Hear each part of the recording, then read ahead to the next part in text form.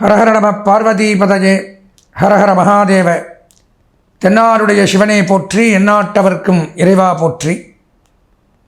அரவெனும் ராகு ஐயனை போற்றி, கரவாது அருள்வாய் கஷ்டங்கள் நீக்கி, ஆக அருள்புரி அனைத்திலும் வெற்றி. ராகுக்கணியே ரம்மியா போற்றி, கேதுத்தேவே கீர்த்தி திருவே, பாதம் போற்றி பாபம் தீர்ப்பாய், வாதம் வம்பு வழக்குகளின்றி கேதுத்தேவே கேண்மையாய் ரட்சி. அன்பார்ந்த எங்களுடைய நெக்ஸ்ட் ஜென் தொலைக்காட்சி நேயர்களுக்கு உங்களுடைய ஜோதிட ஆச்சாரியர் ஜோதிட குரு சிவஸ்ரீ டி சரவணமாணிக்க சிவாச்சாரியர், முதல்வர் காஞ்சி காமகோடி பீடம் வேத சிவ ஆகம பாடசாலை, சங்கரமடம், காஞ்சிபுரம். அலைபேசி 9865098370 9865098370. அடியனுடைய பணிவான வணக்கங்கள் மற்றும் ஆசீர்வாதங்கள். நம்ம நெக்ஸ்ட் ஜென் தொலைக்காட்சி மூலமாக பார்க்கக்கூடிய இந்த பதிவு அப்படின்னு பார்த்தீங்கன்னா, வருகிற 26/4/2025 அன்றைய தினம் நடைபெறக்கூடிய ராகு கேது பயிற்சி. அதாவது ராகு பகவான் மீனம் ராசியிலிருந்து கும்பராசிக்கும், கேது பகவான் கன்னி ராசியிலிருந்து சிம்ம ராசிக்கும் பயிற்சியாகிறார். அது சமயம் நமது 12 ராசிக்கு எப்படி இருக்கும் அப்படிங்கிறது தான் இந்த பதிவில் பார்க்குறோம். முதல்ல ராகு கேதுக்கள் அப்படின்னா யார், அவங்களுடைய வேலை என்ன, அவங்க என்ன பண்ணுவாங்க அப்படிங்கிறத தெரிஞ்சுக்கணும். பொதுவாக ராகு கேது அப்படிங்கிறவங்க நவகிரகத்திலே லிஸ்ட்லேயே முதல்ல இல்லாமல் தான் இருந்தது. முதல்ல 7 கிரகங்கள் தான் இருந்தது. சூரியன், சந்திரன், அங்காரகன், புதன், குரு, சுக்கிரன், சனி வரைக்கும் தான் இருந்தது. இந்த ராகு கேதுக்கள் இடையில சேர்த்தப்பட்டது. சிவபெருமான் பார்க்கடலை கடையும் பொழுது அமிர்தமும் விஷமும் வருது. முதல்ல விஷத்தை சிவபெருமான் குடிச்சிடுறார். ரெண்டாவது கடையும் பொழுது வரக்கூடிய அமிர்தத்தை அப்படியே எடுத்துகிட்டு போயிடணும்னு இந்த அசுரர் குலத்திலிருந்து தேவர்கள் கூட்டத்துக்குள்ளே மறைஞ்சிக்கிறாங்க இந்த 2 பேரும்.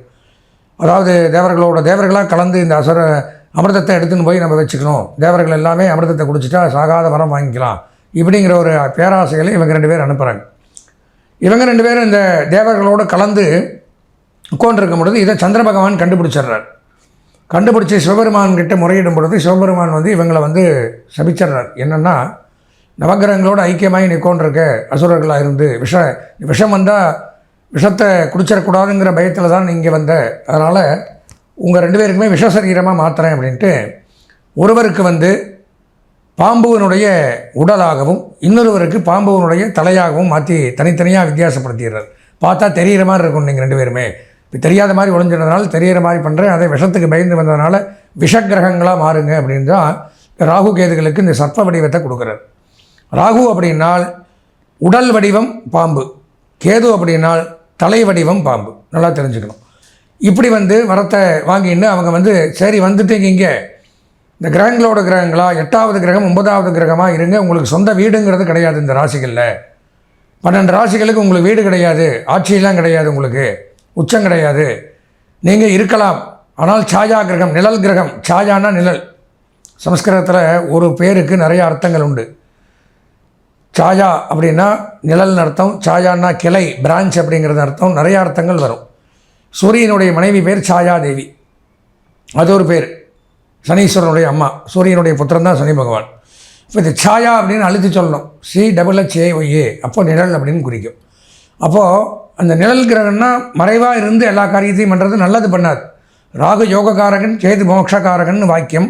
அப்படி இருந்தாலும் அவங்கவங்க சொந்த ஜாதகத்தில் அவங்கவுங்க எங்கே இருக்காங்களோ அப்போ அதை வச்சு தான் அவங்களுக்கு பலன் சொல்ல முடியும். இந்த கோச்சார ரீதியில் நான் சொன்னாலுமே இந்த கோச்சார ரீதி தான் இப்போ பார்க்குறோம். கோ அப்படின்னா கிரகங்கள், சாரம் அப்படின்னா பயிற்சி ஆகுதல், நகருதல், மூவாகிறது.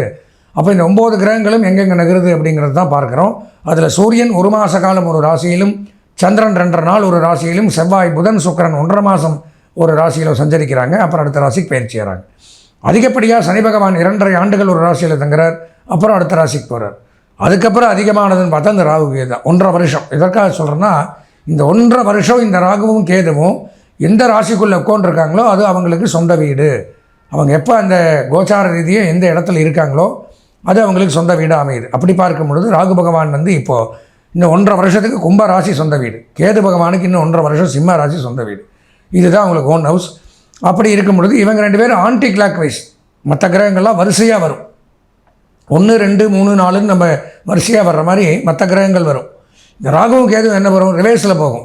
10, 9, 8, 7, 6 அப்படி போகும். அதனால் இப்போ மீனத்திலேருந்து மேஷத்துக்கு போகாமல் மீனத்திலேருந்து கும்பத்துக்கு வர்றார். கன்னியிலிருந்து துலாத்துக்கு வராமல் கன்னியிலிருந்து சிம்மத்துக்கு அப்படி பேக். அதனால தான் நவகிரகத்தை நம்ம சுற்றி கும்பிடும் போதும், அதாவது 9 ரவுண்டில் 7 ரவுண்டு கிளாக் வைஸாக பிரதட்சணமாகவும் அடுத்த 2 ரவுண்டு அப்பிரதட்சணமாகவும் சுற்றுவோம். அதுதான் சாஸ்திரம். என்ன இப்படி சுற்றுறீங்கன்னு கேட்பாங்க சில பேர். ராகு கேதுக்களுக்கு போய் சேரணும்னா அது அப்படி தான் சுற்றணும். அப்பேற்பட்ட இந்த ராகு கேதுக்கள் நன்மையை தரும்னு எதிர்பார்க்க முடியாது. பொதுவாகவே சொல்கிறேன். பார்த்தீங்கன்னா ஒரு கிரகத்துக்கு ராகு நன்மையை செய்தால் ஒரு ராசிக்கு கேது கெடுதலை செய்வார். கேது நன்மையை செய்தால் ராகு நல்லது பண்ணுவார். ஏன்னா சமசப்தம் 2 பேர் ஆப்போசிட், பார்த்துக்க மாட்டாங்க. இவர் ஒரு 1ஆம் இடத்துலேருந்து அவர் 7ஆம் இடத்துல இருப்பார். இவன் கெட்டது பண்ணால் அவன் நல்லது பண்ணுவான். அந்த மாதிரி ஒரு கெடுதலை செய்யக்கூடியது. அப்படி இந்த ராகுகேது பயிற்சி அப்படிங்கிறது இதில் என்ன நன்மை தீமைகளை செய்ய போகுது அப்படிங்கிறத இந்த புலிப்பாணி சித்தர் 18 சித்தர்களில் ஒருவரான புலிப்பாணி சித்தர் அப்படிங்கிறவர் என்ன சொல்லியிருக்கார் அப்படிங்கிறது தான் இந்த பதிவில் பார்க்குறது. இதில் நன்மையும் வரலாம், தீமையும் வரலாம். நான் சொல்லலாம் என்னுடைய சொந்த கருத்து அப்படிங்கிறது கிடையாது. ஜோதிட அரிச்சுவடி, ஜோதிட நூல்கள், ஜோதிட களஞ்சியம், இந்த மாதிரி பலவிதமான நூல்கள்லேருந்து எடுத்து தான் இந்த பலன்களை நான் உங்களுக்கு சொல்கிறேன். ஆனால் நீங்கள் தப்பாக கமெண்ட் போட்டாலும் உங்களுக்கு எனக்கு பிரச்சனை இல்லை. ஏன்னா இருக்கிறது தான் சொல்ல முடியும். உங்களை சந்தோஷப்படுத்தணும் அப்படிங்கிறதுக்காக கெட்டதாக இருக்கிறத நல்லதாக மாற்றி நிறையா சேனல் அப்படிலாம் சொல்லுவாங்க. கமெண்ட் நல்லா வரணுங்கிறக்க எனக்கு தேவையில்லை. என்ன இருக்கோ அதை அப்படி சொல்லணும். அப்போ தான் நீங்கள் உங்களை பாதுகாத்துக்க முடியும். இந்த மாதிரி பிரச்சனை நமக்கு வரப்போகுது, நம்ம இதில் எச்சரிக்கையாக இருக்கணும். அதுக்கு தானே இந்த பதிவே போடுறது. ஆஹா ஓஹோன்னு சில பேர் மேஷராசி எடுத்துட்டிங்கன்னா இப்போ பார்த்தீங்கன்னா சனி 11ஆம் இடத்துல இவெல்லாம் நல்லா இருந்தார். இப்போ 12க்கு விரயத்துக்கு போயிட்டார். குரு 3க்கு போயிட்டார். ராகு மட்டும்தான் 11 நல்லா இருக்கார்.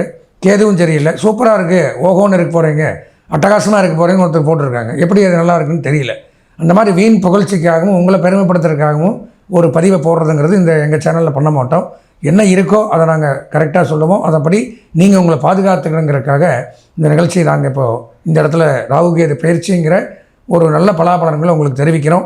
அதனால் நமது நேயர்கள் இதை பார்த்துட்டு, இது மட்டும் பத்தாது, இதில் கோச்சார பலன்கள் தான் இது போக அவரவர்கள் சொந்த ஜாதகமும் பார்த்து இந்த ராகுகேது பயிற்சியினுடைய முழு பலாபலன்களையும் தெரிஞ்சுன்னு அதற்குண்டான பரிகாரங்களையும் பண்ணிட்டீங்கன்னா வரக்கூடிய இந்த 1.5 வருஷத்தில் இந்த ராகுகேது பயிற்சியினால் தங்களுக்கு ஏற்படக்கூடிய தோஷங்கள்லேருந்து விலகி நல்லபடியாக இருக்கலாம் அப்படின்னு சொல்லி இந்த 12 ராசிகளுக்கு உண்டான பலாபலன்களை விரிவாக காண்போம். அன்பார்ந்த எங்களுடைய நெக்ஸ்ட் ஜென் தொலைக்காட்சியின் மூலம், பூராடம், உத்திராடம் ஆகிய நட்சத்திரத்தில் பிறந்த தனுசு ராசி நேயர்களுக்கு வருகின்ற 26/4/2025 அன்றைய தினம் நடைபெறக்கூடிய ராகு கேது பயிற்சி. ராகு பகவான் மீனம் ராசியிலிருந்து கும்பராசிக்கும், கேது பகவான் கன்னி ராசியிலிருந்து சிம்ம ராசிக்கும் பயிற்சியாகிறார். அது சமயம் தனுசு ராசியான நமக்கு என்ன நன்மை தீமைகளை செய்யப்போகிறார் அப்படிங்கிறது தான் பார்க்குற இந்த ராகு கேதுக்கள். பார்ப்பதற்கு முன்பாக இந்த ராகு கேது அப்படிங்கிறவங்க, ராகு நல்லது பண்ணால் கேது கெட்டது பண்ணும், கேது நல்லது பண்ணால் ராகு கெட்டது பண்ணும். இதில் ஏதோ ஒரு சில ராசிகளுக்கு மட்டும்தான் ரெண்டுமே நல்லது பண்ணும். அப்படி இருக்கும் பொழுது நம்ம இந்த பதிவை பார்க்கறதுக்கு முன்னாடி நமக்கு என்ன நன்மை தீமைகளை அப்படிங்கிறத பல 1000 ஆண்டுகளுக்கு முன்பாகவே 18 சித்தர்களில் ஒருவரான புலிப்பாணி சித்தர் அப்படிங்கிறவர் எழுதி வச்சுட்டு போயிருக்கார். இதுதான் நடக்கும், இந்த இடத்துல என்ன கிரகம் இருந்தால் அப்படின்னு. அப்போது அவர் என்ன சொல்லியிருக்கார் அப்படிங்கிறத அந்த பதிவில் இதில் நல்லதும் இருக்கலாம், கெட்டதும் இருக்கலாம். அதனால் கெட்டது வந்துருச்சு, தப்பாக சொல்லிட்டுமே, என் மேலே கோவிச்சுன்னு தப்பான கமெண்ட் போடுறது அதெல்லாம் பிரயோஜனம் இல்லை. ஏன்னா என்ன இருக்கோ அதை சொல்லணும். உங்கள்கிட்ட ஒரு நல்ல பேர் வாங்கணும், நீங்கள் என்னை பாராட்டணுங்கிறக்காக ஆஹா ஓஹோன்னு இல்லாதெல்லாம் சொல்ல முடியாது. என்ன இருக்கோ அதை சொல்லித்தான் ஆகணும். அப்போ தான் நீங்கள் சேஃப்டி பண்ணிக்க முடியும், எச்சரிக்கையாக இருக்க முடியும். அப்படி பார்க்கும் பொழுது தனுசு ராசியான நமக்கு ராகு பகவான் இவ்வளோ நாளாக 4ஆம் இடத்துல இருந்தார். இப்போ 3ஆம் இடம் அப்படிங்கிற இடத்துக்கு வரார். 3ஆம் இடத்துக்கு ராகு வருவதனால என்ன நன்மை அப்படின்னு பார்த்தீங்கன்னா, சௌபாகியங்கள், சௌக்கியங்கள் அதிகரிக்குது, உடல்நலக் கோளாறு விலகும், சந்தோஷமான வாழ்க்கை, தேவையான அனைத்து செல்வங்களையும் வாரி வழங்குவாராம். இவ்வளோதான் அளவில்லை, அன்லிமிட்டெட் மணி அப்படின்னு வச்சுக்கலாம். அளவில்லாத வருமானம், அளவில்லாத சௌபாகியங்கள், அதிக சந்தோஷங்கள், இனம் புரியாத சந்தோஷம், நல்ல பணவரவு, திருப்திகரமான வாழ்க்கை, கடன் வழக்கு, பகை, நோய் இவையெல்லாம் போயிடுமா. இருந்து வந்த கடன் தொல்லைகளிலிருந்து விலகிடலாம். ஏதாவது கோர்ட் கேஸ், வம்பு வழக்கு இதெல்லாம் இருந்தால் அதிலிருந்து வெளியில் வந்துடலாம். நோய் அப்படிங்கிறது விலகிடும். இருந்த இடம் தெரியாமல் போகிறதெல்லாம் அப்படின்னு போட்டிருக்கார். உடன் பிறந்த சகோதரர்கள் மூலம் நன்மை ஏற்படும். கூட பிறந்தவர்களால், சகோதர சகோதரிகளால் நன்மைகள் அதிகரிக்கும். அவங்க பேச்சு கேட்டு நடந்தீங்கன்னா எல்லா காரியமும் நல்லா நடக்கும். சகோதர சகோதரிகள் மூலம் நன்மை. புகழ்பட வாழ வேண்டிய நேரம். எல்லாருமே பாராட்டுவாங்களாம். உங்கள் மேலே இருந்த பேட் ஒப்பீனியன் அதெல்லாம் போய் புகழ்பட பாராட்டுக்கள், புகழ், சந்தோஷங்கள் இதெல்லாம் குவிந்த வண்ணம் இருக்கும். புகழ்பட வாழ்வார்கள். அரசாங்க ஆதரவு கிடைக்கும். ஏதாவது ஒரு காரியம் பண்ணுறோம், கவர்மெண்ட்டில் நமக்கு ஏதாவது காரியம் ஆகணும் அப்படின்னா உடனே கிடைக்கும். அரசாங்க ஆதரவு, அரசியலில் ஈடுபடலாம். அதை தான் மறைமுகமாக சொல்கிறார். அரசியல் இறங்கலாம், ஜெயிக்கலாம், வெற்றி பெறலாம், பதவி வகிக்கலாம், இதெல்லாம் கிடைக்கும் தனுசு ராசிக்காரர்கள். குடும்பத்தில் திருமண வைபோகம் ஏற்படும். நமக்கே திருமண தடை இருந்த விலகும். திருமண பாக்கியம் ஏற்படும், குழந்தை பாக்கியம் ஏற்படும், வம்சவத்தி ஏற்படும், வீடு, மனை, வாகனம், வசதிகள், உத்தியோக உயர்வு, வெளிநாடு போகக்கூடிய அமைப்புகள் இதெல்லாம் நடக்கும். இருந்து வந்த பகை, பழி இதெல்லாம் மறைஞ்சு போகும். தடைபட்ட திருமணம், வெகு நாளாக தடைபட்டிருந்த திருமணங்கள் இந்த காலகட்டத்தில் கண்டிப்பாக நடக்கும். ஏன்னா 3ல் ராகு 9ல் கேது அப்படிங்கும்போது கண்டிப்பாக திருமண யோகம் அப்படிங்கிறது கிடைக்கும். ஏன்னா 3ஆம் இடம்ங்கிறது இந்த ராகு, கேது, சனி இவங்களுக்கெல்லாம் அதீதமான நன்மையை தரக்கூடிய இடம். இப்போ தடைப்பட்ட திருமணங்கள் நிச்சயிக்கப்படும், விவாகங்கள் நடக்கும். இது ராகு தரக்கூடிய பலாபலன்கள். சரி, கேது பகவான் என்ன பண்ணுறார்? தனுசு ராசிக்கு 9ஆம் இடத்துக்கு வரார். வரும்பொழுது எதிர்பாராத வகையில் திடீர் தனவரவு அவரும் பாரு அள்ளி கொடுக்குறார். தனுசு ராசி ஒன்றுக்கு தான் ராகு, கேது ரெண்டுமே நல்லது பண்ணுறார். எதிர்பாராத விதமாக தனவரவு நம்மளே எதிர்பார்க்க மாட்டோம். திடீர்னு தனவரவு, மிராக்கள், அதிசயமாக இருக்கும். இப்போதான் வந்துச்சு நமக்கு. லாட்ரி வாங்குறது, ஏதோ கேமில் இது பண்ணுறது, எப்படி வேணாலும் வரலாம், வச்சுக்கலாம். திடீர் தனவரவு ஏற்படும். குடும்பத்தில் கண்டிப்பாக சுபகாரியம் நடக்கும். கண்டிப்பாக அவர் கேதுவாக தான் பண்ணுறார். திருமணம், தடைப்பட்ட திருமணம் நிச்சயிக்கப்படும், விவாக பாக்கியம் அப்படிங்கிறது உண்டாகுது. பிரிந்தவர்கள் ஒன்று சேருவார்கள். கணவன் மனைவிக்குள்ள அந்யோன்யங்கள் ஏற்படும். இருந்து வந்த கருத்து வேறுபாடுகள் விலகும். வாரிசு வாய்ப்புகள் அதிகரிக்கும். குழந்தை இல்லாத தம்பதிகளுக்கு குழந்தை பாக்கியம் உண்டாகும்.